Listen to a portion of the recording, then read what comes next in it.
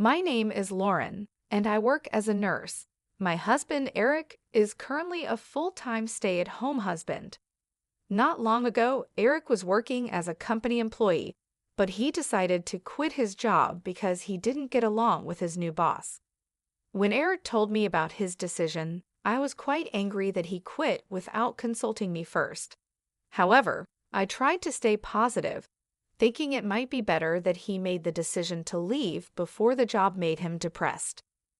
Although Eric doesn't bring in any earnings anymore, I have a steady job as a nurse. We are also fortunate to live in a house that my mother left to me when she passed away a few years ago. This means we don't have to worry about paying rent, which helps us make a good living without financial stress. Initially, I was very anxious and stressed about Eric not working. It felt strange and unsettling to be the sole breadwinner of the family.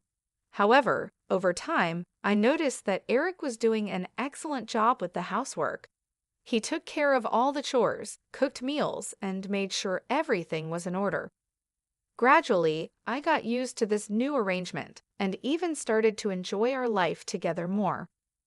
One day, I came home from work to find my sister-in-law, Melissa, visiting our home. Eric greeted me cheerfully as I walked through the door. "Welcome home, honey.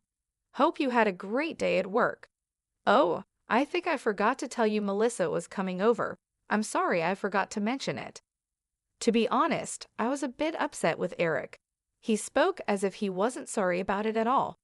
But then, I realized it had been a long time since I had seen Eric so cheerful and relaxed. "I see. It's totally fine. But from next time, could you please let me know in advance?" I replied, trying to stay calm. Eric smiled and agreed. He then turned to Melissa and suggested, "Maybe it's time for you to head home now." But Melissa didn't seem to agree. "Already? I don't want to go home yet. Since this house has enough space and room, I think I want to sleep over tonight," she said. I was taken aback by her response. It was unexpected and put me in a difficult position.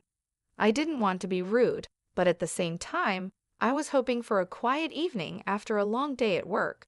However, seeing Eric so happy and my sister-in-law being comfortable, I decided to go along with it for now. I smiled and said, "All right, Melissa, you can stay over tonight. But please, next time, let us plan it out a bit better." Melissa beamed with joy, and Eric looked relieved. We spent the evening together, and I tried to make the best of it, even though it wasn't what I had planned. I reminded myself that family is important, and making small sacrifices can lead to stronger bonds and happier moments. I looked at Eric's face, and in a panic, he told her, No, it's too sudden, Melissa. Please go home for today." When Eric said that, Melissa glared at me and went home angrily. "Why did Melissa come over today?" I asked. "It's quite a distance for her to come over." "Actually, Melissa got a divorce recently. She has no place to go, so she went back to my parents' place. But their apartment is small, and they asked her to hurry up and find a job and give them money. She feels very unwelcome, and I feel sorry for her," Eric explained. I listened to my husband and got frustrated because I couldn't understand why he felt so sorry for her. Then Eric said, "I am sorry about today. I have been searching but couldn't get a job, and I wanted someone to listen to me for a change, so I let her in." I was angry at Eric for his selfish behavior but realized he needed this. I said, "Okay, it's true that it's better to have someone than being alone in that kind of situation. But next time, make sure you call me and have her leave before I get back, okay?" I wondered if I was spoiling Eric too much, but I made sure he knew to inform me next time, so I stopped talking about it further that day. 5 days later, Eric texted me while I was at work. "Hey, hope your day is going great at work. Melissa is saying that she wants to come over if that is okay with you. You're working until 8 p.m. today, right? I will make sure to have her leave before 8 p.m. It had only been 5 days since she last came over. Eric said he would make sure Melissa leaves before 8 p.m., but I worried about how long she planned to stay. I said, "Fine, make sure she leaves as soon as possible." I really didn't want Melissa to come over, but seeing Eric so happy about it, I agreed. I wanted Eric to enjoy his time with his sister, so I didn't think much about it. At work, it was such a busy day that I totally forgot Melissa was coming over. When I finally got home, she was still there. "Huh, why are you still here?" I asked, feeling a bit annoyed. Eric noticed my bad mood right away and panicked. "I'm so sorry. I've been asking Melissa for advice and lost track of time. Melissa will leave now." Eric turned to Melissa, and she sighed, saying, "Yes, yes, I will go home now." She started packing her things, acting annoyed, and then laughed. Her attitude really bothered me, so I said, "What's up with her? This isn't her house. Doesn't she have any sense?"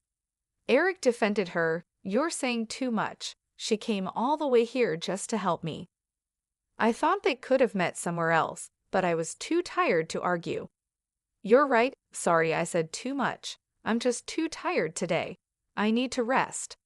Eric looked like he wanted to say more, but I was exhausted, so I went to bed without another word.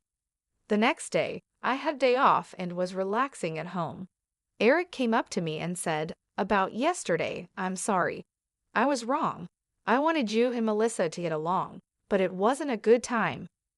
Since we hadn't talked much lately, I realized how much he wanted us to get along. "Oh, that's the reason. I've been so busy that I haven't made time for us. I did say too much yesterday. I'm sorry." Eric was happy we talked it out. "Okay, today I'll make your favorite dish, meatball pasta."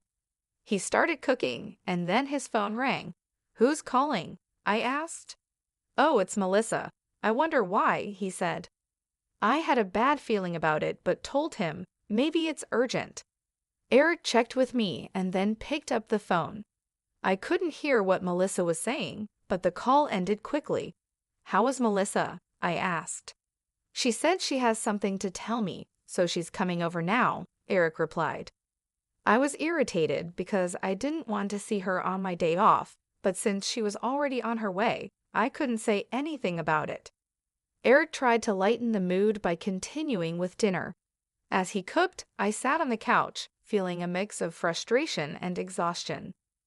I had hoped for a quiet day off, but it seemed that wasn't going to happen. I sighed and decided to make the best of it. Melissa arrived shortly after, knocking on the door with an urgency that matched my bad feeling. Eric let her in, and she walked straight into the living room without much of a greeting. "I have something important to tell you both," Melissa said, her voice serious. I exchanged a glance with Eric, who looked just as puzzled as I felt. "What is it, Melissa?" I asked, trying to keep my voice calm. She took a deep breath and said, "I've been offered a job in another city, and I'm thinking of taking it. But I need a place to stay until I get things sorted out." My heart sank. The last thing I wanted was more disruptions in our already hectic lives. But before I could respond, Eric spoke up. "That's great news, Melissa. Congratulations on the job offer," he said, his face lighting up. "But where do you plan to stay?" Melissa looked at both of us with hopeful eyes. "I was hoping I could stay here, just for a little while. I promise it won't be long." I felt a wave of frustration wash over me. We had just talked about needing more time for ourselves, and now this. But seeing the hopeful look on Melissa's face and Eric's supportive expression, I knew I couldn't outright refuse. "I understand your situation, Melissa," I said, choosing my words carefully.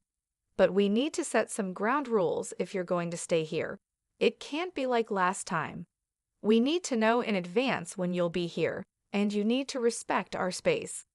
Melissa nodded eagerly. "Of course, Lauren. I'll make sure to follow your rules.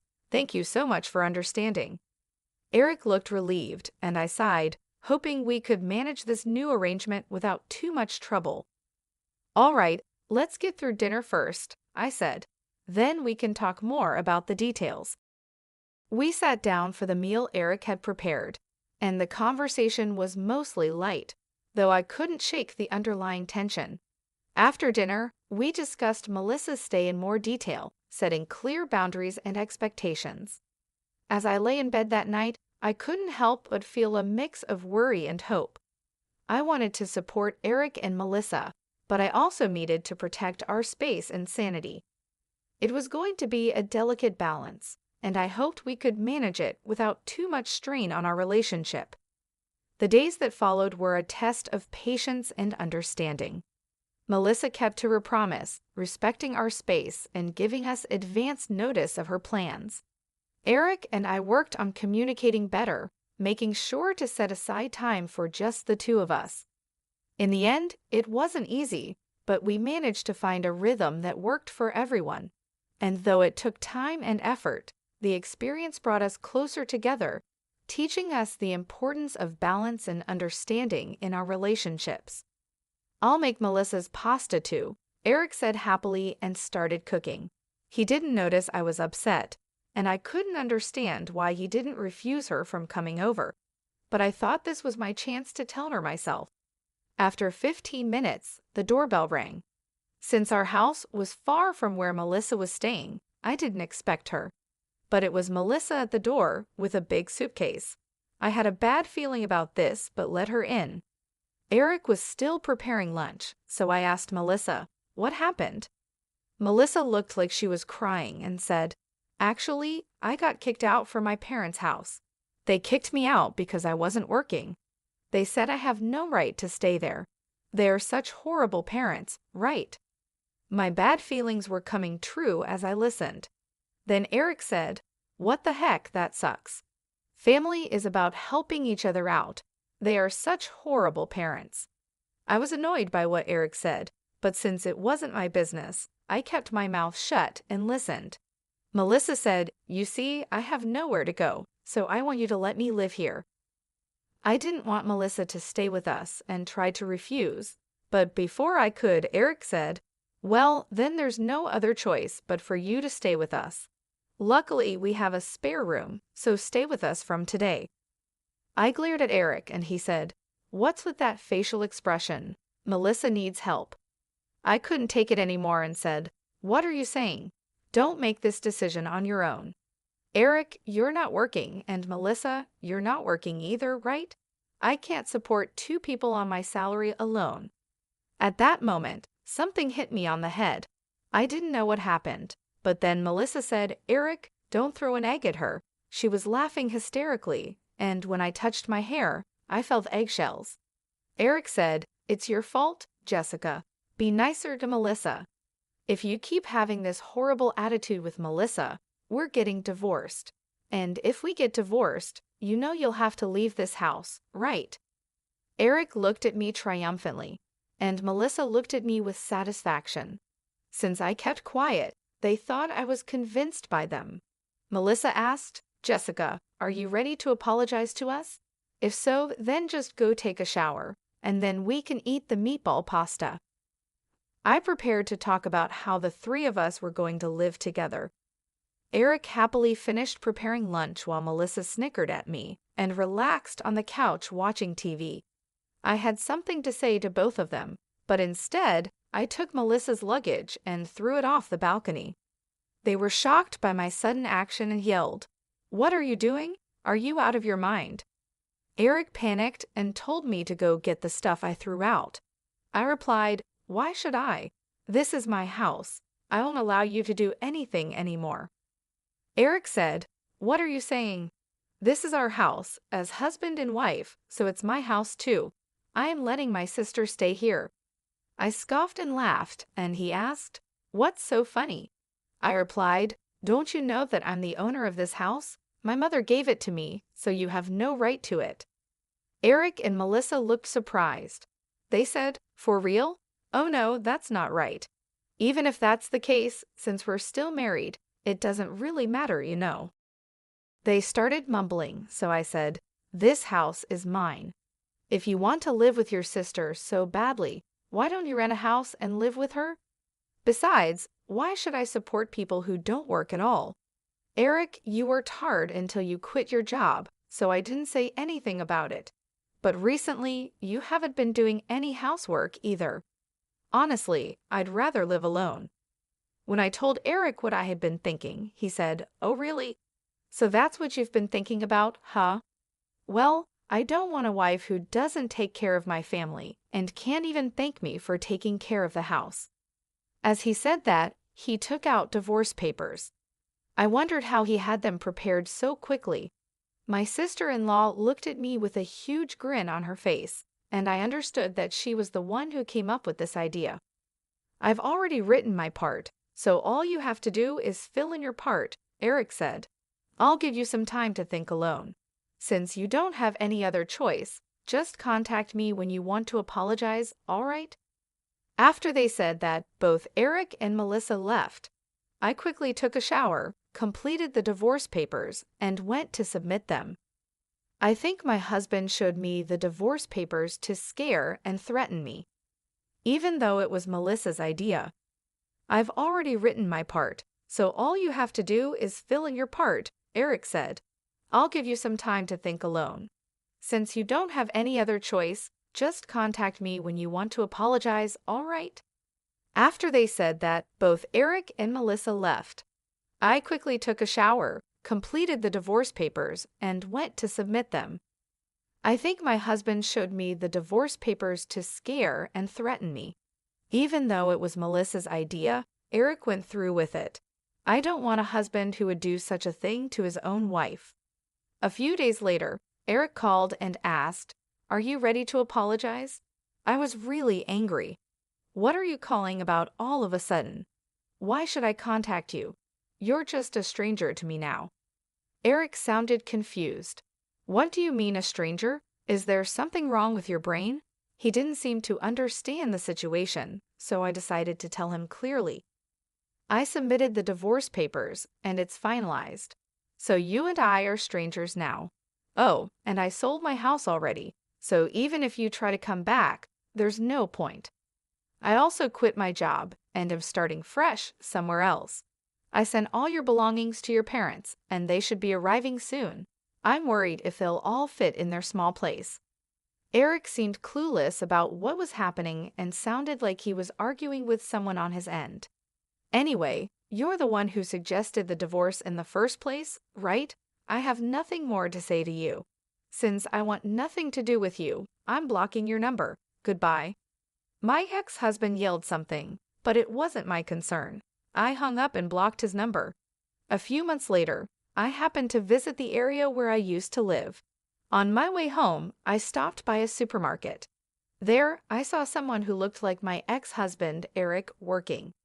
It seemed like he made a mistake at work, and a younger woman was scolding him.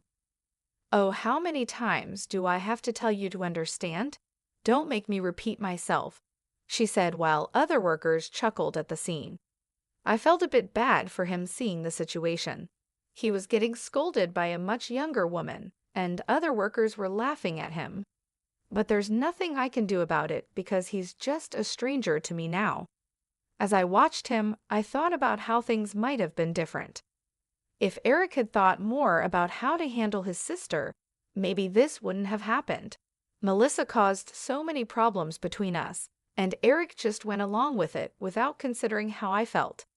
But in any case, I'm glad I divorced him. It wasn't an easy decision, but looking back, it was the right one. Now, I am enjoying my life being single. I have more peace and freedom. I don't have to deal with the stress of their constant drama. Since the divorce, I've had more time to focus on myself. I've started new hobbies, met new people, and even took up a new job that I love. I'm in control of my own life, and it feels great. Seeing Eric in that situation reminded me of how much I've grown. I don't have to worry about his problems or his sister's issues anymore. They are not my responsibility. I am free to live my life the way I want, without the constant stress and unhappiness that came with our marriage. So while I felt a bit bad for him in that moment, it quickly passed. I reminded myself that he made his choices, and I made mine. And my choice to leave was the best decision I could have made for my own happiness.